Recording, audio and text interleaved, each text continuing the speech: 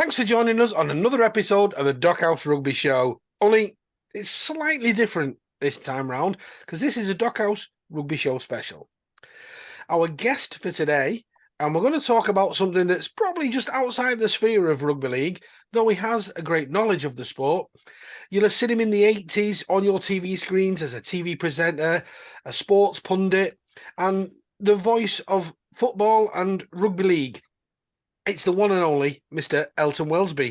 Keith and Dave talk all things rugby league on the Dockhouse Rugby Show, with news, match reviews and special guests from the world of rugby league. Also available in audio format as the Dockhouse Rugby Pod. Elton, welcome back. I've missed you guys. We've missed you too. It's great to be back. No, it's great to be back. I've really enjoyed the banter. Good. Very good stuff.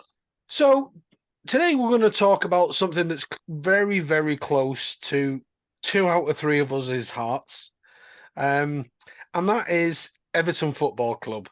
Now, Elton, you alluded earlier that Everton is probably your first love and was your first experience of sport and the passion of sport, you know, and how you got there accidentally or by default, but that became your team because they won with an 8-point victory on the first game you went to watch them, and you was hooked. Dave, I've no idea how you're an Everton fan. I fell in love with Everton when we moved to Liverpool in 1962. I think I might have mentioned it on a prior show, but my dad took me to Anfield, to Liverpool, to watch Liverpool, and we couldn't get in. And so the next week he made sure we got in to the next match, which was Everton at home to Cardiff. And Everton won 8-3. So as an 11-year-old kid, you know, you that's it. That the love affair began. And especially with the Golden Vision, that's Alex Young. He just orchestrated the whole thing. It was fantastic, and I've been an Evertonian ever since. I mean, nowadays it's not as good as it was, but I've seen a title-winning team in '63, a title-winning team in 1970, 85, and 87. You know, so I'm luckier than most Evertonians because I'm an old fart, you know, I'm like 71 now. But I feel sorry when I'm listening on Twitter from good Evertonians, but who were born, you know, around about 1990, so they don't remember the cup final win in 95, and there's been nothing since, you know. So I'm always a little bit upbeat when I'm on these things. Because I remember, you know, the glory days, and they seem quite a way off at the moment. Quite a way off. I remember those too, Elton. I want to touch upon those in a moment, but just to drag you back to one thing, your dad tried to take you to Anfield. Did you ever forgive him? Well, no, that's not the point. The point was we lived in Macclesfield before that, and we used to go and watch Macclesfield Town in the Cheshire League every home game. So all he wanted, because I was been uprooted, I was going from a different school to a new school, but he wanted to make me feel, you know, at home in Liverpool kind of thing. So we'll go and watch a football game on Saturday. It was Liverpool. I think it was at home to Blackpool. It's a long time ago. And we couldn't get in. So he said to himself, right, well, we're going to football the following week, the following Saturday. And he got tickets for the Bullens Road end at Goodison from, funnily enough, a Liverpool director, Sidney Moss. And so obviously we got in, we sat and soaked in the atmosphere, loved the grand old lady. And Everton turned on just a majestic performance. So that was it for me. Yeah. So my first love was Macclesfield Town, to be honest. and it became Everton.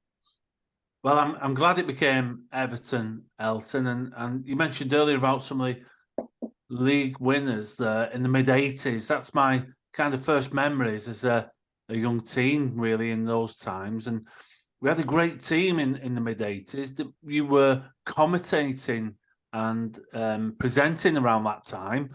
How was that, being a presenter and having to be impartial, but secretly wanting Everton to win? Well, that's a very good question, and it's one it's not the first time I've been asked it. I'd like to think I was very professional, and in other words, I couldn't show my bias if I was covering an Everton game. But at Radio City, I mean, I followed Liverpool from '74 to near enough '78. When Bob Paisley, a great friend of mine, now deceased, was almost a mentor for me. So everybody thought I was a Liverpool fan because of my, if you like, enthusiastic commentaries for Radio City. So, you know, when I was covering Everton games, it never came into question that, hang on, this guy's an Evertonian. But that will never change, because when you're doing a job like commentating week in, week out on Liverpool, who are winning trophies week in, week out, or year in, year out, it kind of, you know, it was just natural, because it was, and I knew the manager, the players, I knew them awfully well. Like Clemens, for example, was best man at my wedding. So, you know, I knew it wasn't. It was almost like I supported them both jointly in a very, very bizarre way. So, what like when I used to cover derby games in that era, you know, I had to be as enthusiastic about a Liverpool goal, which was normally the case, as opposed to an Everton goal, which was very rare. What was Bob Paisley like then, as a person? Bob Paisley, yeah. Listen, different class. I used to go in those days. You know, I used to go on the team coach to the games and after the games, and we had a game at Middlesbrough. It was Kenny Dalglish's debut, funnily enough, and it was at Middlesbrough. And I had to do a late, relatively late phone thing with Phil Easton at Radio City. And all the players were on board the bus, Bob, Joe Fagan, Ronnie Moran, and what have you. And someone said, right, come on, let's get out of here. And Bob said, yeah, wait a minute. Errol's not here yet. We can't go. Holding up the team coach for a journalist. I mean, all right, a radio journalist. That was just unbelievable. But the saddest thing I ever experienced with Bob was not long before he died. He was in the Liverpool boardroom, and I'd done a match there, and I went up, and the great Peter Robinson, the best, well, CEO, whatever you want to call him, that football's ever known, invited me into the boardroom, and Bob was in there, and I went to give him our obligatory hug, you know, kind of, oh, right, mate, you know, that kind of thing. I looked into his eyes and I realized he didn't have a clue who I was. Oh, dear. Because he was in the middle stages of dementia. Oh. Very, very sad. Yeah. But on a brighter note then, so moving things forward, so Bob was a close friend of yours, and you know, you was embedded, shall we say, in the trenches at Anfield, but really deep down, still a Toffee, still an Evertonian fan. What's one of your greatest memories of Everton then? Greatest memories of Everton? There are many. I mean, but I think the one that I felt most privileged about was the 1985 European Cup Winners' Cup final in Rotterdam against Rapid Vienna. Now, my boss, who I think I've spoken to you about before, Paul Dockhouse, who he would try anything to make a television program different, better. And he had this idea that they smuggle a microphone under the bench, you know, where the players were sitting. Howard's players were sitting under the bench, and he found out a way of doing it. But we needed Howard and Colin Harvey approval. So we went into the dressing room about an hour before the game, and we explained to Howard what our plan was. And personally, I fully expected him to say, "Oh no, forget it." So anyway, Howard said yes. After consultation with Colin, who I'd known long before, so Colin wasn't going to say no to me. And yeah, so Mick Heaton, who was the basically the kit man there, I think he had a title like assistant coach, but he was actually just the kit man. And I had to be dressed up in a tracksuit and boots to make it look like I was one of the subs. And I was sat next to John Bailey on the bench, and sort of twice in the first half and twice in the second half. This is all on the CD. Not that people use those now, but it's all on the CD. And then Brian Moore, who was commentating alongside Brian Clough, would say, "And now let's see what's going on the Everton bench and what they think of things." And it's down to Elton Welsby.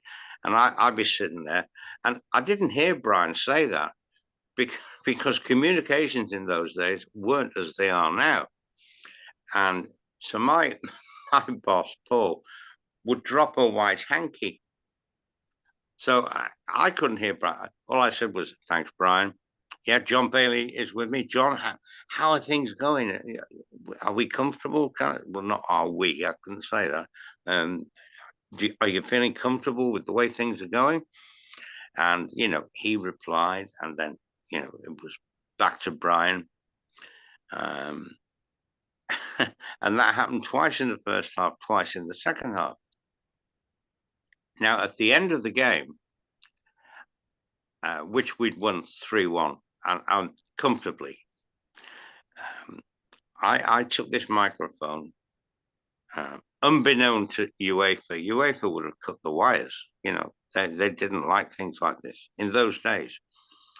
And I ran to Howard, and I got Howard interview, I would say within 20, 30 seconds of the final whistle. 3 goals to 1. The goals from Gray, Stephen and Sheedy. Crankle replying to Rapid Vienna. Let's go down onto the touchline and Elton Welsby with Howard Kendal. Howard Kendal, well done. Thank you very much indeed. An immediate reaction to that. You've seen something special tonight. That was an unbelievable performance. Tremendous. What is the one aspect of it that really delighted you more than anything else? I thought every one of our players was absolutely magnificent, and as a team performance, you couldn't see any better. That was absolutely brilliant. The goals came at such a great time too, didn't they? The third one did, didn't it? We nearly had an extra few moments at the end, but I mean, Kevin Sheedy put that one away, and it was all over. At the half-time interval, you'd had so much possession, you hadn't scored. Was there maybe just a little element of doubt there in your mind at all? No, we had to keep on playing as we were doing. No problems there. What about the fans? I think they're enjoying it. We're sending them all happy again, aren't we? Hey, go and enjoy your moment, and well done again. Just stay with us down here for a couple of moments. The jubilation scenes, as you can expect, are fantastic. Peter Reid is with us. Peter? Well, won the second one, so 2 drinks tonight and then out there on Saturday. I'd like to say thanks to all them fans. Been absolutely brilliant. Peter, well done. Kevin Ratcliffe, you're going to lift that cup in a minute, Kevin. Well, I hope so anyway. Nobody's going to get me there before me anyway. Brilliant. The club's first European trophy, what does it mean? Great deal to me, a great deal to the fans and a great deal to the club. Brilliant. Kevin, thanks a lot. Andy Gray's with us too. This is getting a habit. You interviewing me straight after games. People are going to start talking, aren't they? You scored the vital first goal, and it was that. No, I think the second one's always the most vital one. Elton, to be fair, I got the breakthrough that we needed, and we're desperately unlucky not to have first half. But I'm absolutely delighted, obviously. Now let's go for the treble. Howard said it was one of the great team performances. I think we're absolutely superb. I don't think there's any doubt about that. And I'll hand you over to Trevor Stevens. Oh, he's a real pro. Yes, Trevor Stephen. Let's not get the name wrong, but crying out loud. The second goal must have given you a great thrill. So I had a good chance earlier on, about 10 minutes before. I managed to turn in the box and the keeper made a good save. Thought I should have scored from there, actually. But in the end, I got the chance in front of the goal, and I'm delighted to have scored. Well, we'll have to let you go. You need to get that medal now. Yes, looking forward to it. Thanks, Trevor. Back to Brian now for these scenes. And then I interviewed, I think, maybe 3 or 4 players after that, before Kevin Ratcliffe went to receive the trophy. I mean, that, as an Evertonian, was just, I couldn't tell you. It was just magnificent. So you're in the middle of it. You're as they win, you're in the middle of it, feeling the sensation of that triumph. It must have been amazing as a fan, as you say. And do you remember what they said, that Howard Kendal said when you called? Oh, I couldn't recall. I heard it not so long ago, but it was just euphoria. You know, it doesn't matter what he said, you know, other than terrific, magnificent, etc., etc. You know, it just, you know, I'm over the moon. You know, cliches like that. But it didn't matter. It was the speed at which I was enabled to get to him because of the technicians who'd rigged up this microphone that shouldn't have been there. And was there any comments about that? Was there any afterwards? Did anybody say, you know, blimey, Elton Welsby got up there and got them interviews quite quick? He seemed to be. Yeah, but no one knew. No one knew who I was in Vision in those days in '85, and I was wearing an Everton tracksuit with football boots, so I just looked like a sub joining in the celebrations. Although I did take the tracksuits off when I got, you know, once I'd interviewed Howard, I took the tracksuits off and I was in my shirt and tie. But there was a rerun on Twitter. Someone put it up, the whole thing on Twitter. This was in the last 2 weeks, honestly. And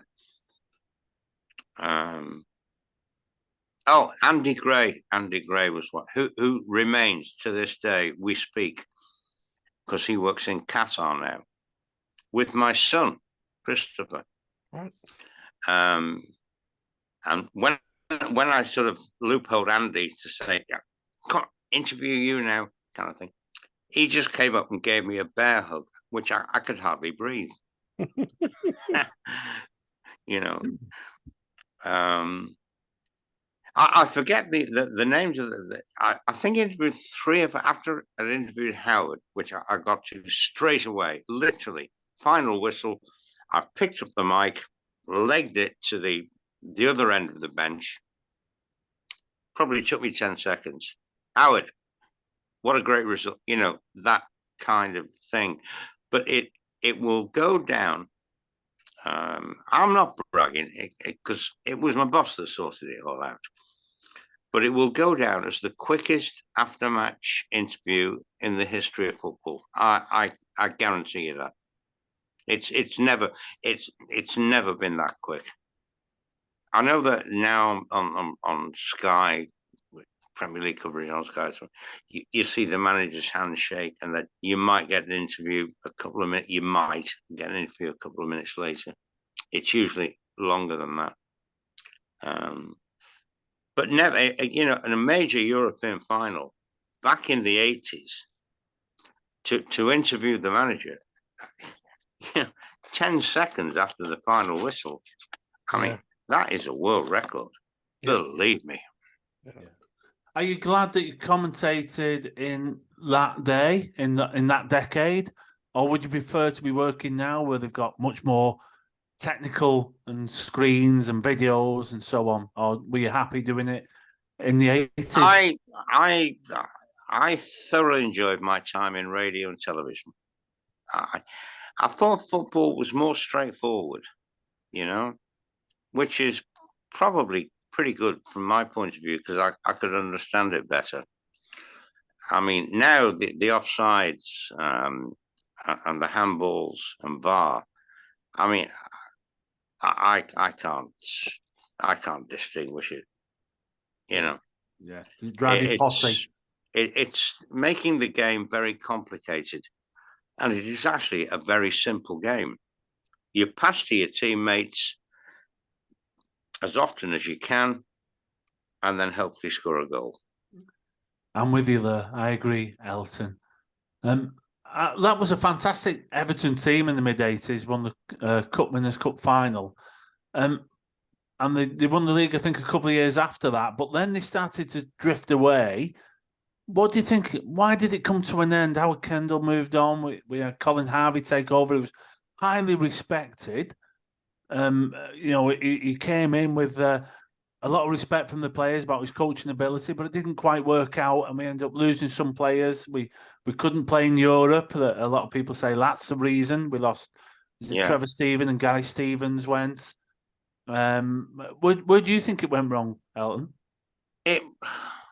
It went wrong in a very similar manner to the way it went wrong after the 1970 championship side with Kendal, Ball and Harvey, the Holy Trinity. Because Harry Catterick said after that, this team will only get better in will be even better in 4 years' time. It had virtually broken up within 12 months, maybe less. And that's where the cat let himself down. And certainly in selling Alan Ball to Arsenal. But I mean, Colin, I forget the year precisely, it would be about 86, 80. Bought Tony Cottee, and we thought, hey, well, hang on a minute. This is going to produce, goal after goal after goal. But it didn't. 2.2 million. And so to say exactly where the 87 team descended to is very hard to say. It's very, very difficult, that one. That's more perplexing than the 1970 team breaking down, And I don't think it was that Colin was a bad manager, but he didn't have the status of Howard. He was the obvious choice because of, he was number 2 to Howard. But all I can say is it just didn't work. It just didn't work out. Yeah. I mean, it's very difficult to pinpoint why, because we had good players, and then of course after that, it descended into near chaos. Until Big Joe came in, saved us. Joe Royal, for those who don't know what I'm talking about. Saved us, and then won the cup in 1995. And that is the last trophy Everton have won. Yeah, it's scandalous, really. I remember Joe coming in. I remember that run in the cup. I mean, we weren't brilliant in that period, but something happened on that cup run. It felt good. Even in the early rounds, you had some hope with that team. And I think it was Graham Stewart, was it? And Paul Rideout who combined to score the winning goal in that final. Yes. I'm pretty impressed with my own memory there. That's not well done, bad. Dave. Well done. Yeah. Well, Graham Stewart, was it? He either hit the bar, it was saved, and then Paul Rideout knocked it in. Yeah, and I think there's some debate that the ball actually went over the line from Stewart. So he claims he was the one. Jeff Hurst here. He wants to claim that goal, not Paul Rideout. But Joe Rowe did well with that team, and he built quite a strong team. But then we had some tough years again until David Moyes came in and steadied the ship for a decade. And the thoughts around David Moyes are quite mixed amongst the Everton fans. You know, so a lot of fans feel he was quite defensive, and we weren't going to move much further with him. And some Well, fans, you know, realised what he did for the club with that stability. Where do you stand on that, Elton? well, when you think that, you know, the Moyes team, the one that was most successful, which qualified for the Champions League, and also the what do you call it, the Europa Cup. You know, you're talking about Baines and Pienaar on the left hand side. They were fantastic. They were great. You know. Yeah. Tim Cahill. Well, yeah. I nearly said legend, but I don't use that word lightly. I think to be a legend at a club, a football club, a rugby league club, whatever, you've had to have won something, part of a trophy-winning team. And the only two that I would nominate as non-trophy-winning legends are Mick Lyons and Seamus Coleman. Yeah. Mick Lyons, was he early 80s, 70s? Am I got the right? No, I've got the wrong one. 80s. Before my time. We'd have been relegated, seriously, if it wasn't for him. What position was he, Elton? Pardon me? What position did he play? Centre half. But if he was, if we were in trouble, which we often were, he'd get thrown up to centre forward and scored some critical goals. Oh, he was. He's not well. He's in Australia now. Is he? But he's not well. He's in the early stages of dementia, which is a great shame. He when you see pictures of him today, he looks $1 million.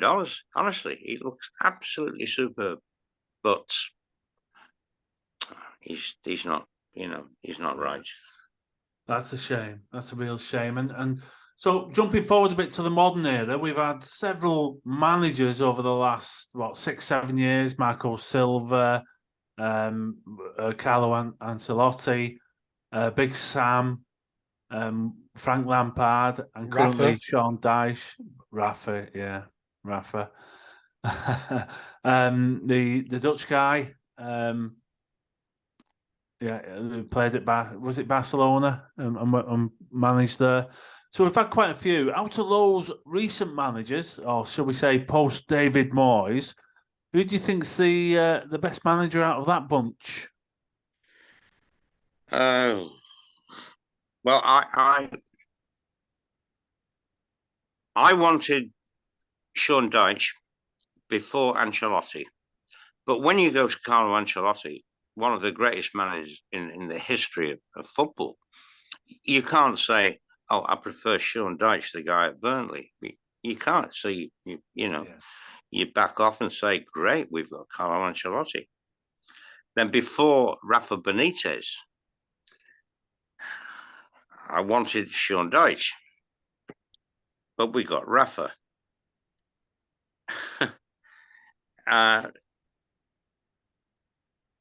I think the appointment of Sean Dyche is the best appointment since David Moyes. Although I will say that I'm not sure we gave Marco Silva enough time. But certainly since David Moyes, and I would say before that, Howard Kendal, and now we're going back to the mid-80s, I think Sean Dyche has got what it takes to to keep us safe to start with this season. I think he's certainly got enough, and I think he's got the players to do that. But our problem is we can't score more than a goal or two from open play. It's got to be set pieces. But that's not Sean Dyche's fault. You know, he's got to work with what he's got, and then hopefully, with the money we got from Anthony Gordon, etc., and which takes us off the naughty step with the Premier League, We've got money to spend in the summer. Yeah, that's the way I see it. But so I mean, you touched on something there, Elton, that Dyche has that something that Everton need. So what is that something? Why what was it that Lampard didn't have? Say, great question, and I'll give you the answer. What Sean Dyche is intimidating, in the same way that Brian Clough was, in the same way that Sir Alex Ferguson was, with the sort of the hairdryer. I mean, you look a fit guy. I mean, would you pick a fight with Sean Dyche? No. Well, I certainly wouldn't. But no. Now, when he walks into a dressing room and he's not happy, and he stares down a player who hasn't fulfilled whatever he was expected to do during that game, I tell you, you wouldn't fancy it. I know you can't go around punching people and things like that, but the presence of certain people when they're not. I work for one, Paul Doherty, and if I'd had a bad one or made a mistake, whatever, I mean, all he'd have to do was look at me and I would freeze. Yeah. Fergie, the hairdryer, he didn't hit people with hairdryers. It was just the verbal kind of, players were frightened of him, Frightened or respected him. In time, Harry Catterick was a bit like that, apparently. I mean, Joe Royal, a good friend of mine, told me that he was summoned to Harry Catterick's office at Belfield one day. And he thought, oh, God, what have I done wrong? And he was crapping himself. But he was only invited to go for Harry to say, I think it was in 1966, something like that, for Harry to say, you're playing in the first team tomorrow. But Joe went thinking, I'm going to get a bollock in here. Shanks, players, Bill Shankly, players back then were frightened to knock on his door if they had a complaint or something, or wanted a rise, a rise in wages. They'd stand outside his door for about 3 minutes before they dared to knock on it. And I get the impression that Dyche has that similar kind of intimidating presence that players wouldn't mess around with. Right. And do you think Frank Lampard didn't have that in his character? No, I don't think he did. No. A lovely guy. Don't get me wrong, but a bit out of his depth, I think. Yeah, I think the fans stuck to him, and I liked him, and I think he probably got longer in the job because of how well liked he was, and he was a nice guy, Frank. And I think he's got a football brain on him. He knows the sport, but being a manager is different. He strikes me as someone who'd be a great assistant. He'd be a great assistant to a Sean Dyche type manager, the good cop type approach. But I don't think being the lead manager or the lead person is the best position for him. So he's got time. He's still young. I mean, he almost got Derby promoted. Chelsea is a mishmash. I mean, I wouldn't be surprised if the next manager to go from the Premier League is Graham Potter. But this guy who's took Chelsea over, Todd Bowley, buying players left, right, and centre, and nothing to do with the manager. Just like, here you go, we've got him for you, 60 million. We've got him for you, 50 million. We've got him for you. So it's great down to Graham Potter. I think I saw a graphic on Sky Sports not that long ago. Apart from the goalkeeping position, Chelsea have got 3 world-class players in every position. I mean, how of a manager can you sort that out? Nottingham Forest bought 20, what was the last 29 players, I think it was. 24, was it?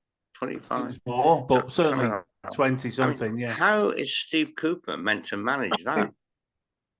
I mean, No idea. It's kind of unmanageable. You know, I you agree, say, well, yeah. you get 11 out of these, and the ones that stayed, for probably 30 players, you know, you get your best 11 out of that. I mean, I find it most unmanageable. I do. I think it's an impossible task. And if Steve Cooper keeps Forest up, which I'm not sure about, but, you know, maybe he will, I think he'll have done a tremendous job. And as for Graham Potter, I mean, if Chelsea don't, if they get, you know, within sort of, let's say, 8 points of a Champions League place, he'll be gone. No question. Yeah. It's certainly a tough job for him, and it's interesting at the bottom. There's so many clubs close to each other, aren't they? You know, you say Forest. I think from Palace down, you could almost stake a claim for any of those being dragged into that bottom three. And Everton find themselves there. The 2 wins out of the last 3 has certainly helped since Sean Dyche came in. Paul Merson, I think it was, who said something just a few days ago, I think it was before the last match, that this is the worst Everton team or the worst squad in the league, which hopefully was motivational for Sean and the team. But how much do you agree with him, though? When you look at the playing squad, how strong do you think they really are compared to the rest of the Premiership? I am actually amazed that we are where we are at the moment, just above the bottom 3. I thought with the defence that we put together, think about it. After the end of last season, when we did escape by the skin of our teeth, we've got a new defence, a new midfield. We've got bugger all up front, basically. That's where we're really shy, and a creative midfield player wouldn't half help. But when you think about it, a back 4 of when he's fit, well, mind you, Seamus Coleman has been terrific in the last few games. You know, Connor Cody, St. Helens lad, Connor Cody, him, and Mikolenko, who I'm not sure, but he's good defensively. He ain't him. Leighton Baines, that's for sure. True. Not many are. You know, in a midfield with Anana, who will be an excellent Premier League player in years to come. Iwobi, you know, it's the kind of the wide, you know, Gray, Dominic Calvert-Lewin. We never know when he's going to play. You know, and McNeil. Now, there ain't a ton of goals in there. Now, if DCL's not playing, then presumably it's going to be Ellis Sims or Neil Maupay. Now, Ellis Sims isn't ready yet. I'm not sure he ever will be. Neil Maupay can be a pest to defenders because he's small, he's fast, and he dodges about, but he hasn't got a goal in him. He scored one, admittedly, but, you know, it's the reason we're where we are at the moment is because we're not scoring goals. Yeah. Is that just purely down to missing a striker, being a bit light in that earlier? Sorry, missed that one. Do you believe that's purely because we're missing a striker? We're a striker short of high quality to finish the chances? Well, I mean, this is totally hypothetical. Anyone who might laugh at me is perfectly entitled to do so. But if, say, we had a fully fit De Bruyne in our midfield with Iwobi, Garner, and Idrissa Gueye, and Erling Haaland up front, we'd be absolutely fine. But they don't grow on trees, do they? No, and they tried very hard to bring a striker in and just didn't manage it. And there's a lot of frustration towards the board. And sadly, I'm not sure that'll ever be fixed. I wish it would. I don't like getting involved in the politics at clubs. I don't think it benefits the whole club or the playing team. But that's sadly where the club is at the moment. There's a wedge that's been driven between the board and the fans. But hopefully it won't affect the team for the rest of the season, and Sean Dyche can get more wins out of them. So we need goals. And you mentioned a couple of strikers there. But we're going to have to score them if we're going to stay up. So who's going to get them? I'll go first. I think Ellis Sims will do a job. I think you're right. I'm not sure he'll ever be Premiership standard, but he needs games, and we'll learn more about him, and he'll improve with games. So we'll figure that out. But I think he can do a job, and I think he'll snatch a couple. And I think Gray has not been selected to start under Dyche, and there's a couple of rumours as to why he's maybe not trained as hard as the others, but he's certainly gifted. And if he does step it up and prove himself, I think we can get goals through Gray as well. But I wondered what your thoughts were on that, Elton. Well, to start with, the ownership and the board are an absolute mess. They really don't have a clue. They need somebody in there who is a professional football administrator. There isn't one. Bill might think he is, but he's not. Graham Sharp is an ex-professional footballer. So what? Denise Baxendale, whatever her name is, she comes from retail or something. We haven't got a professional administrator, someone who, it was only what three weeks ago, or roughly 3 weeks ago, that Simon Jordan on TalkSport volunteered to help Bill Kenwright. Now, nothing has come of that. Now, Simon Jordan certainly has made mistakes at Crystal Palace, but the only way you learn is by making mistakes and then don't make them again. So I thought that would be a fantastic ploy, if you like, to engage Simon. It wouldn't be for free, but to engage Simon Jordan and get some advice. But our board just don't see it. Look how many managers they've appointed. I think in this case, and to back up your point, that they might have got it right. Sean Dyche, he doesn't take prisoners. He doesn't mess about. I'm very confident in our manager now. I agree with you. I think he's the right person at the right club at the right time. Sean Dyche, he's what Everton needs. So I'm very hopeful he'll be here for a number of years, and he'll continue to see the Everton team grow. But you're right; they've swapped and changed so frequently.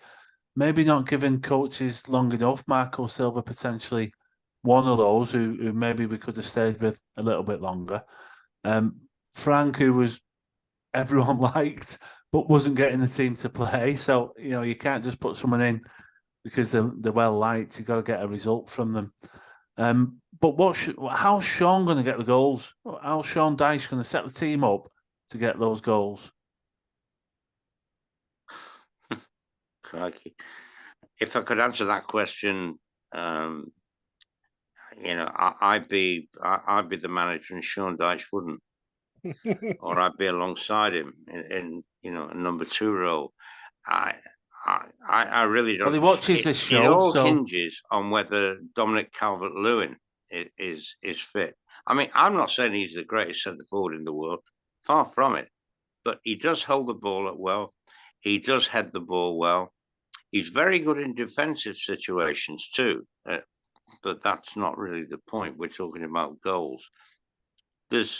Without DCL, I don't see us scoring a great deal. maybe, if we could, and it wouldn't surprise me if we won every game between now and the end of the season 1-0 from a set piece. Would it surprise me? No, it wouldn't. No. With the centre backs going up and winning an aerial battle, possibly. Yeah, Tarkovsky's done well there at the back post. A lot of those balls have been going in the back post, and yeah, let's see if we can turn it around or keep those 1-0s coming. Certainly. What we need an Elton Welsby back on the bench interviewing Dyche within 10 seconds. Yeah. Get you back out there, Elton. Get your tracksuit and your boots back on and get back on the bench. Have you still got that tracksuit, Elton? Yeah. I was a bit younger back in 85. It's you know what, it's brilliant talking and just having a laugh with you, Elton. I hope you've enjoyed it. I really do. Is there any final comments? Any final thoughts on Everton before we close a really interesting chat with you? Final thoughts is just, I hope we've got enough to stay up. Yeah. There's always one team come mid-March, right, who go into free fall. I personally think Southampton and Bournemouth will go down. But there is one team, and I don't know which one it is, but it always happens. They go into free fall about mid-March. Now, it could be Leeds, it could be Forest. I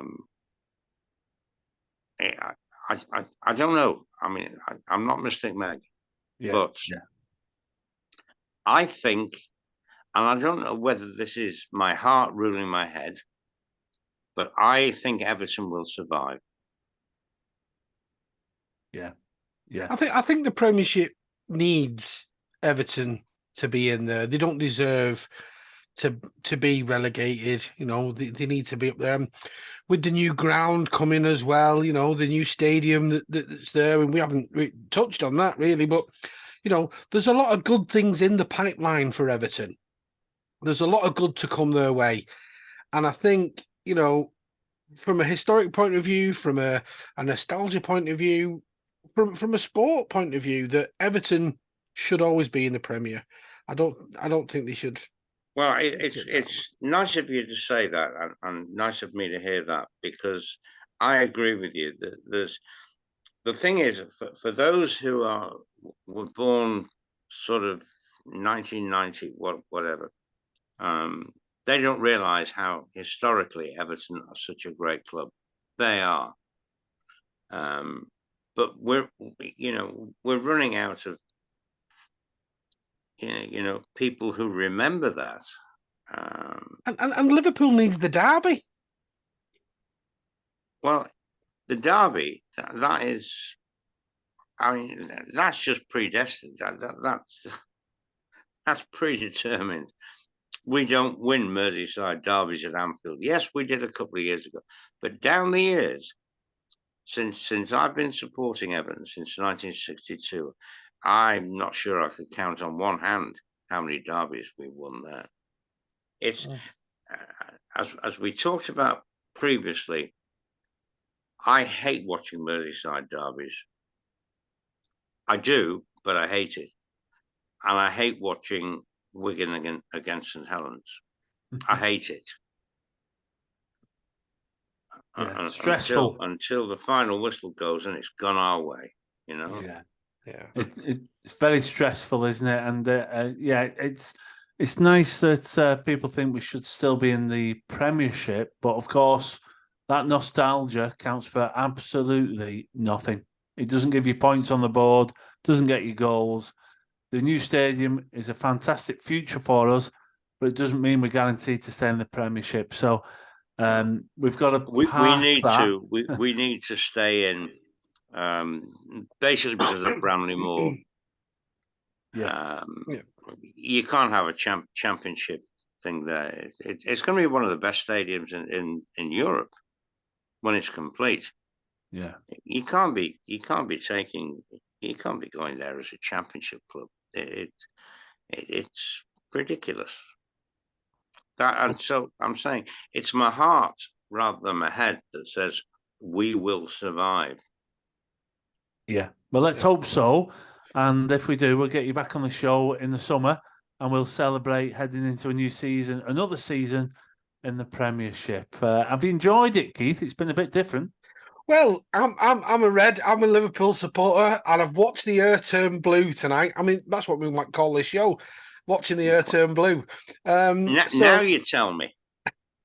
No, I am a true Liverpool fan. Yeah, I'm a Saints fan. No, we again on the rugby show we have to be impartial. So Dave is a rugby league fan. I'm a fan of rugby league, but I'll nail my colours to the mast. I'm a Saints fan, and I'm also a Liverpool fan. That's me, yeah. But it has been really interesting to listen to you two whinge on about how crap Everton are.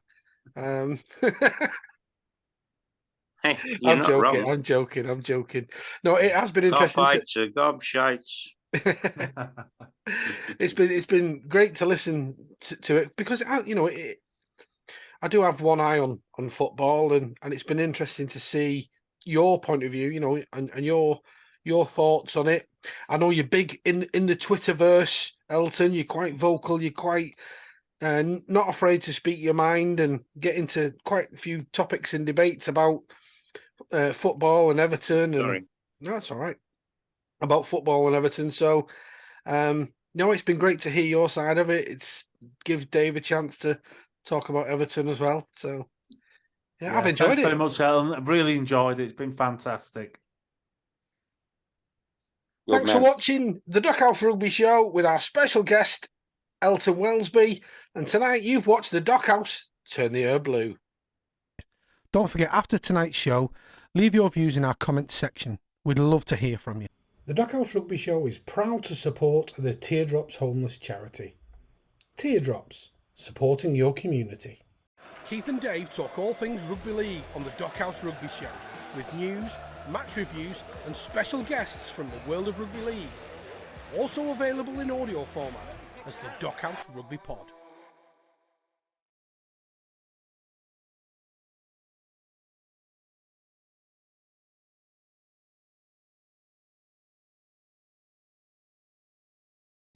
Don't forget, after tonight's show, leave your views in our comments section. We'd love to hear from you.